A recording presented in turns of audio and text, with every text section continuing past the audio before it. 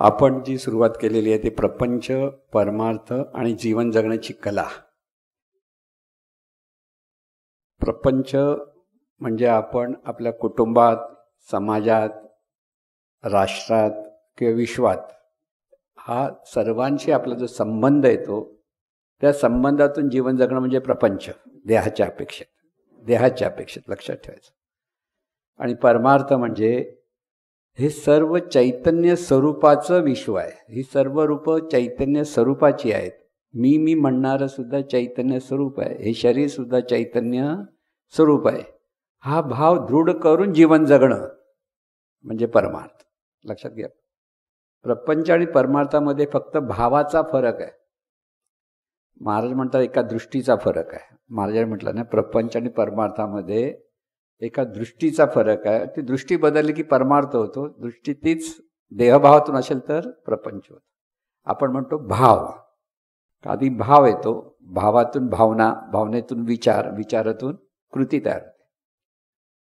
उच्चार, आचार किंवा पाहणं हे सगळं जे चालू आहे त्याच्या मागे मागे आपण जायचं असतं. मागे मागे जितकं जाऊ तितकं आपल्या लक्षात येईल की सगळं जीवन चैतन्य स्वरूपाचं आहे, म्हणजेच परमेश्वराचं आहे. परमेश्वर शब्द आपण मुद्दामून टाळतो म्हणजे टाळायचं असं काही कारण परमेश्वर म्हटलं की आपल्या डोक्यामध्ये निरनिराळ्या मूर्त्या येतात. आपली जी श्रद्धास्थानं आहेत लहानपणापासून श्रद्धा आहे, आणि ते चुकीचं वगैरे काही समजू नका. तेही चैतन्य स्वरूपाचंच रूप. ह्या भावातून आपण एक फक्त पाहायचं. ज्ञान तिथे पाहिजे की एखाद्याला गणपतीवर श्रद्धा असते, कोणाला कृष्णावर श्रद्धा असते, कोणाला शंकरावर श्रद्धा आहे. मग त्यांना प्रश्न, आता हे काय करू? ते जे रूप आहे ते चैतन्य स्वरूपाचं रूप आहे, म्हणजे दिव्य स्वरूपाचं रूप आहे, म्हणून ते नमस्कार. शेवटी चैतन्य स्वरूपालाच नमस्कार हा लक्षात आहे. कोणी सद्गुरूंची भक्ती करतं तर सद्गुरूंना नमस्कार करता म्हणजे नेमकं कोणाला नमस्कार करतं? चैतन्य स्वरूपाला नमस्कार. सद्गुरू म्हणजे व्यक्ती नव्हेच, ती ईश्वरी शक्ती किंवा ती चैतन्य शक्तीच आहे. हा भाव आपल्याकडे असायला पाहिजे. आणि मग तो भाव आला की आपली पाहण्याची दृष्टी बदलते. सर्वत्र जर आपण चैतन्य भावातूनच पाहण्याचा हा स्वभाव झाला पाहिजे. स्वभाव म्हणजे ते भाव पाहिजे. परत लक्षात ठेवा की सर्वत्र चैतन्य स्वरूप आहे. आता हे समजून प्रत्यक्ष करताना आपल्याला कठीण पडतं. का? कारण अंतर्मन, आपलं जे अंतर्मन आहे ते त्याच्या सवयीनुसार वागतं. म्हणजे त्याची जी जुनी वाट ते सोडत नाही. तुम्ही साधं उदाहरण घ्या. तुम्ही जर कुठेतरी तुम्हाला रोज एकाच मार्गाने जाताय, ऑफिसला जाताय, कुठेतरी जाताय, आणि एकाच दिवशी तुम्हाला वाटलं असं का आपण इथून दुसरीकडे कुठेतरी जायचं, मग तिथे जाऊ. पण ज्यावेळेला तुम्ही खाली उतरता घरातून आणि गप्पा मारत असाल आणि तुमचं जर लक्ष नसेल तर तुम्ही जुन्या वाटेनेच चाललेले तुमच्या लक्षात येईल. अरे आपण इथे कसं आलो? नंतर लक्षात येतं. कारण हे अंतर्मन आपल्याला बरोबर त्या जुन्या वाटेवर घेऊन जातं. देहभाव हा अंतर्मनाचा स्वभाव झाला आहे. म्हणून प्रत्येकाकडे अहंकार आहेच. पण तुम्हाला कोणी सांगितलं तू खूप अहंकारी आहे तर राग यायला नको. कळलं? प्रत्यक्ष ज्यावेळेस साधक असतो ना, साधकाला जर त्याचा राग आहे की नाही बघायचं असेल तर काय करायचं? तू खूप अहंकारी आहेस म्हणायचं. तो कसा वागतो तो बघा. त्याची परीक्षा. म्हणजे तो जर रागावला तर तो काही साधक नव्हे, कारण त्याच्याकडे अहंकार आहे म्हणून रागावला. तो शांत बसला तर, म्हणून कोणालाही चूक आहे बोलता कामा नाही. शहाण्या माणसाने तू चुकतोस ते कधीच बोलायचं नाही. का? त्याचा अहंकार फोफाळतो समोरच्याचा. आणि म्हणून चुकलं तरी चूक आहे बोलणं फार कठीण असतं. आता कोणी म्हणतात तुम्ही सांगावं आमच्या चुका काय. अरे एक चूक सांगितली तर असा राग आपोआप असा पारा वाढत जातो आणि मग काहीतरी विचार आपले वेगळे बदलतात. कळलं ना? पण हा अहंकार हा सहज आहे, मग वाईट काहीच नाही. परत लक्षात ठेवा, प्रत्येक गोष्ट आपल्याला स्वीकारता आली पाहिजे. परिस्थितीचा स्वीकार. आपल्याकडे अहंकार आहे, स्वीकारा. तुम्ही म्हणा आम्हाला अहंकार नाही, अहंकार असतो नाही म्हणतो तिथे गोंधळ आहे. अहंकार बाबा आहे, फक्त त्याला शहाणपणाने कसं वळवायचं हेच आपल्या लक्षात घ्यायचं आहे. मी आहे देहाच्या अपेक्षेत हे जे आहे तोच अहंकार आहे, तो सूक्ष्म अहंकार आहे. आणि त्याच्यावर मग आपल्याला आपण एवढे मोठे शिकलेलो आहोत, एवढं मला हे ज्ञान आहे, मला असं आहे तसं आहे जे वाटतं तो स्थूल अहंकार आहे. दोन अहंकार आहेत हे आपल्याकडे. स्थूल अहंकार हा साधकाने विचार करून करून कमी करायचा असतो. सूक्ष्म अहंकार हा सद्गुरू त्यांच्या ज्ञानातून त्याला बाजूला करण्याचं कार्य करतात. दोन गोष्टी इथेच. सूक्ष्म अहंकार पटकन आपल्याला कळतच नाही. आपल्याकडे देहभाव कोणाला कळतं? कोणालाच कळत नाही. पण ज्यावेळेला आपण विचार करायला लागतो त्या देहाच्या अपेक्षेतच आपले सगळे विचार, सगळं जीवन आपल्या देहाच्या आधाराने चाललेलं आहे हे लक्षात येईल. आणि त्यालाच म्हणतात देहभाव. मग हा देहभाव म्हणजे नेमकं काय आहे हे लक्षात ठेवा. देहभाव कोणी धरला आहे? त्या देहामध्ये ही जी जाणीव आहे त्या जाणीवेने हा देहभाव धरला. शरीराने देहभाव धरलेला नाही. तुम्ही गाडीमधून जेव्हा प्रवास करता तर प्रवासाला कुठे जायचं हे ड्रायव्हर ठरवतो. ड्रायव्हिंग जसा तो वळवतो गाडी तशी गाडी वळते. गाडीचं काहीच हे नसतं ना. तसं शरीर हे गाडीसारखं आहे आणि त्यामध्ये ड्रायव्हर म्हणजे ही जाणीव आहे. ही जाणीव म्हणजे नेमकं काय लक्षात घ्या. जाणीव ही जी आपण म्हणतो ही जाणीव म्हणजे जे आपण म्हणतो जे निर्गुण निराकार स्वरूपाकडे जे स्फुरण झालं, आहेपणाचं भान घेतलं गेलं, ती जी जाणीव आहे तीच जाणीव अनंत रूपाने प्रगट होते. स्वतःच्या ठिकाणी ती प्रगट झाली. मग ती जाणीव आणि तो परमेश्वर, आपण परमेश्वराचे आहोत किंवा ती जाणीव रूपाने ती परमेश्वर शक्ती प्रत्येक रूपातून प्रगट आहे. ही वस्तुस्थिती आहे पण ती आपल्याला लक्षात घेता येत नाही. वस्तुस्थिती आहे. तुम्ही म्हणा का नका म्हणू, आहे, वास्तवता आहे. म्हणून ही वस्तुस्थिती आपण लक्षात घेतली पाहिजे की साधकाने हे लक्षात ठेवलं की समोरचा माणूस कोण आहे काय हे नाही, तो ईश्वरच आहे हा भाव तिथे असला पाहिजे. लक्षात घ्या. खरा साधक तोच की जो सर्वत्र ईश्वरत्व पाहायला लागतो. सद्गुरूंनी सांगितलं नाही कळत ना प्रति बघ ना. सद्गुरूंनी आपल्याला सांगितलेलं आहे तर आपल्याला बघायला काय फरक, कुठे पैसे द्यायचे आहेत. पण त्या भावामुळे आपल्याला आपल्या ठिकाणचं परिवर्तन होता होता लक्षात येईल की आपल्याला सर्वत्र देवत्व पाहायला लागला तर आपल्याकडचे असलेले दुर्गुण, आपल्याकडचा असलेला अहंकार आपोआप कमी झालेला लक्षात येईल. प्रयोग करता आला पाहिजे. म्हणून म्हटलं ना हे प्रयोग करायचे असतात प्रत्येकाकडे पहा. आणि सगळ्यात मोठा अहंकार कुठे प्रगट होतो सांगा बरं? आपल्या जवळच्या लोकांकडे. कुटुंबापासून तो अहंकार पसरत मित्रमंडळी किंवा जवळचं जे जग आहे ना तिथेच आपली सगळे भांडण तंटे आहेत. तुम्ही पुतीन बरोबर भांडायला जात नाहीत का ट्रम्प बरोबर भांडायला जात नाही. काय करायचं? ट्रम्प बोलतो आपण फक्त बडबडतो काय तो माणूस आहे. पण तिथे भांडायचं कारण. पण भांडतो कुठे आपण, रागावतो कुठे, चिडतो कुठे? आपल्या जवळच्या जगात. म्हणून जवळचं जग हे फार महत्वाचं आहे आपल्यासाठी. अगदी जवळची पती पत्नीपासून हे जग. पत्नी पण आपल्या जगात येते, आपण केंद्रस्थानी. मुलं आपल्या ह्या जवळच्या जगात येतात किंवा अगदी आपले मित्रमंडळी किंवा जरीशी तुम्ही नामधारक मंडळी सगळी आपल्या जवळची केंद्रात. आता इथे तुमच्या वागण्यामध्ये काहीतरी फरक झाला तर मधल्या केंद्रस्थानी जो मी आहे त्याच्याकडे त्याचे परिणाम होतात. व्हायब्रेशन थेअरी जे म्हणतोय ना तो, प्रत्येकाचा जो विचार आहे त्या विचाराची व्हायब्रेशन निर्माण होतात आणि त्या व्हायब्रेशनप्रमाणे जो केंद्रस्थानी आहे तो कसा वागतो त्याच्याकडे ती प्रतिकूल अनुकूल गोष्टी येतच असतात. पण आता साधक म्हणून जर मी आहे तर मी कोण आहे तर चैतन्य स्वरूप आहे. ही जाणीव आहे, ही चैतन्य स्वरूपाची जाणीव आहे किंवा सद्गुरूची जाणीव. थोडं सगुण साकार रूप धरायचं तर सद्गुरूंना धरा. आपण सद्गुरूंचे आहोत हा जितका दृढभाव शिष्याकडे येतो ना तितका तो अहंकारापासून दूर होतो. प्रत्येक गोष्ट सद्गुरूंमुळे होते. कोणीतरी म्हणणार मी एवढं कार्य केलं म्हणून मला पगार मिळतो, सद्गुरू कुठे आणून देतात आहे म्हणणारे लोक आहेत. पण तू जे कार्य करतो त्यासाठी जी शक्ती लागते ती चैतन्य स्वरूपाची शक्ती असते म्हणून तुला तो पगार मिळतो हे कळलं पाहिजे. लक्षात घ्या. म्हणजे मागची गोष्ट म्हणजे आपल्या स्थूल अंगाने आपण म्हणतो अरे मी हे करतो, मी हे केलं, मी ते केलं. तू काहीच नाही केलं. तुझ्या मागे जी शक्ती आहे, जाणीव म्हणून जी शक्ती आहे त्या शक्तीच्या द्वारे सगळं कार्य होतं. ती शक्तीच नसेल तर तुझे हात पण चालणार नाही, पाय पण चालणार नाही. म्हणून चाले हे शरीर कोणाची हे सत्ते, कोण बोलविते हरिविण, देखवी ऐकवी एक नारायण, त्याचे भजन चुकू नका. म्हणजे हे नुसतं बोध आहे की हे शरीर कोणामुळे चालते. स्वतःकडे पहा. कोणामुळे हा हात हलतो, कोणामुळे? ही शक्ती नसेल. समजा एखादा माणूस आहे पोलिओ झाला, हातच हलणार नाही.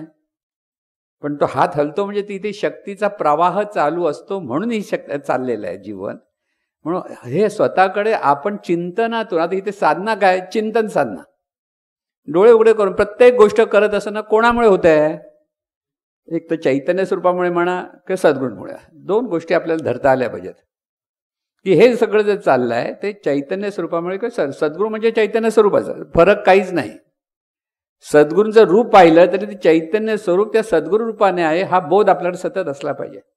कारण सद्गुरू कोण? जे चैतन्य स्वरूपाशी एकरूप झाले ते. सद्गुरू कोणाला म्हणायचं?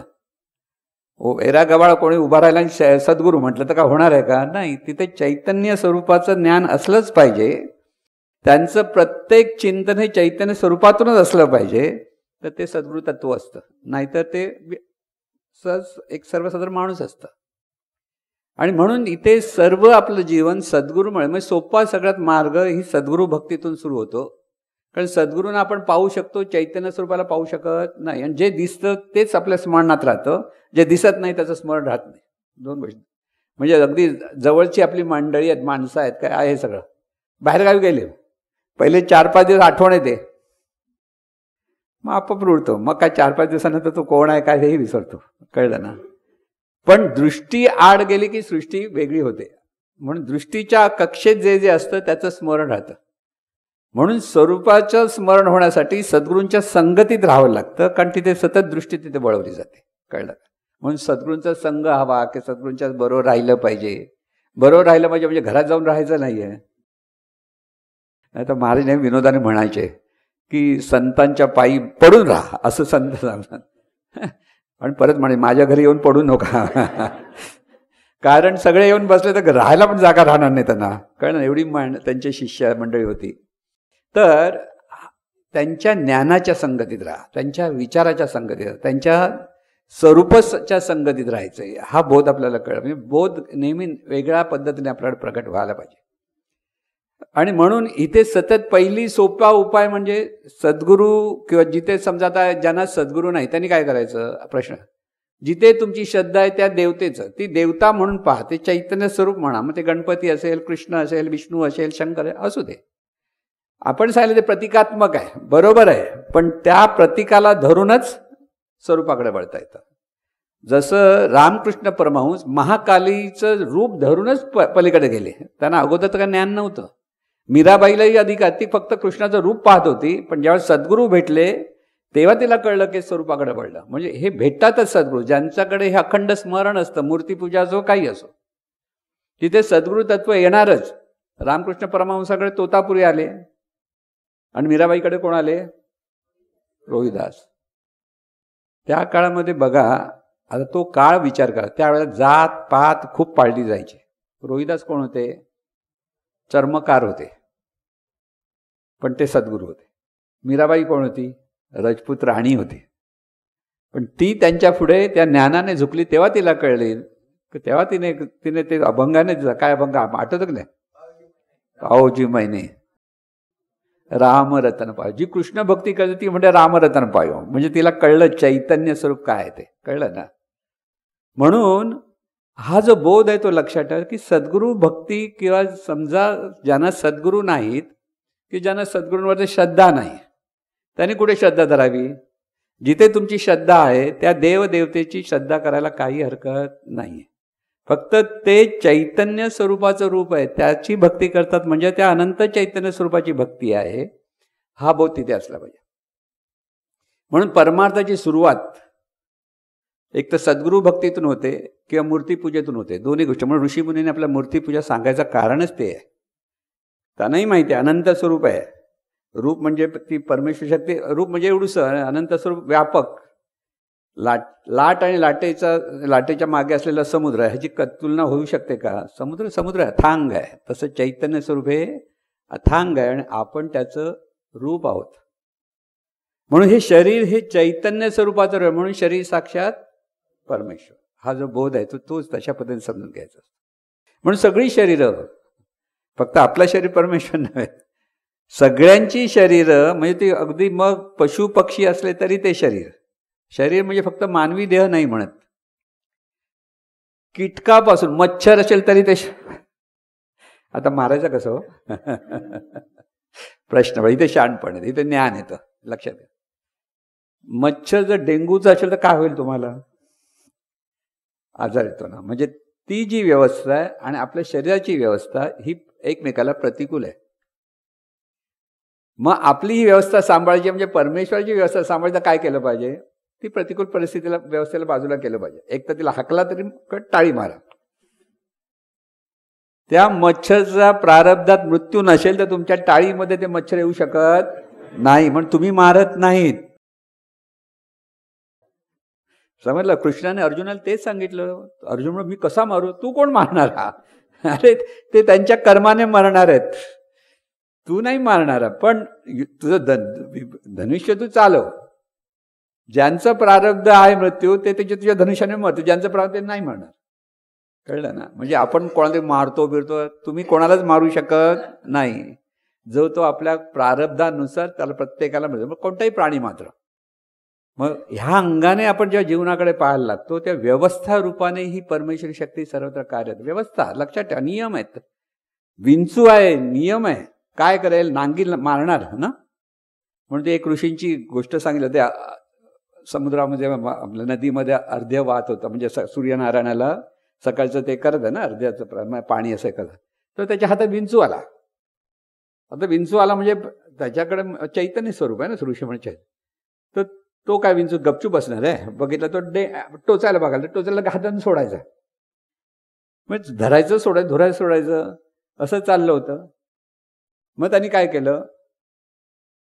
त्यांनी काय नाही केलं. त्याच्या शिष्याने विचारलं, अरे त्याला तुम्ही सोडता, सोडून टाका ना, कशाला धरता परत? तर विंचूचा धर्म काय? नांगी मारणं. माझा धर्म काय? प्रेम करणं. पण इथे शहाणपण नाही. बरोबर आहे, सांगा. ज्यावेळेला चैतन्य भावातून पाहतो तर आपण सर्वांवर प्रेम करतो. सर्व आपलीच, तिथे माझं तुझं काहीच नाही, सर्व एकाचीच. पण इथे परत शहाणपण पाहिजे. विंचू म्हणजे काय? व्यवस्था रूपाने आपलाच आहे, पण त्याचा स्वभाव काय? नांगी म्हणा. मग तुम्ही त्या कमंडलूमध्ये धरा ना त्याला. कमंडलू पण असतं ना त्यांच्याकडे. कमंडलूमध्ये तर चावलं असतं कशाला? इथे शहाणपण आलं. मग जीवनविद्या शहाणपण शिकवते, ती अशी शिकवते. प्रत्येक ठिकाणी सुवर्ण मध्य साधता आला पाहिजे. विंचूही वाईट नाही, ती व्यवस्था आहे. त्याच्या जगामध्ये त्याला सोडून द्या. घरात आणून ठेवू नका. चैतन्य स्वरूप आहे, मांडीवर बसवा, तर चावणार तुम्हाला. इथे ह्या पद्धती इतर पशु पक्ष्यांबद्दल जे डिस्टन्स आपल्याला ठेवायचं असतं ते डिस्टन्स तुम्हाला त्या, पण त्यांचा द्वेष नाही. घरात झुरळ आलं काय होईल? ई कथा म्हणजे द्वेष केला तुम्ही.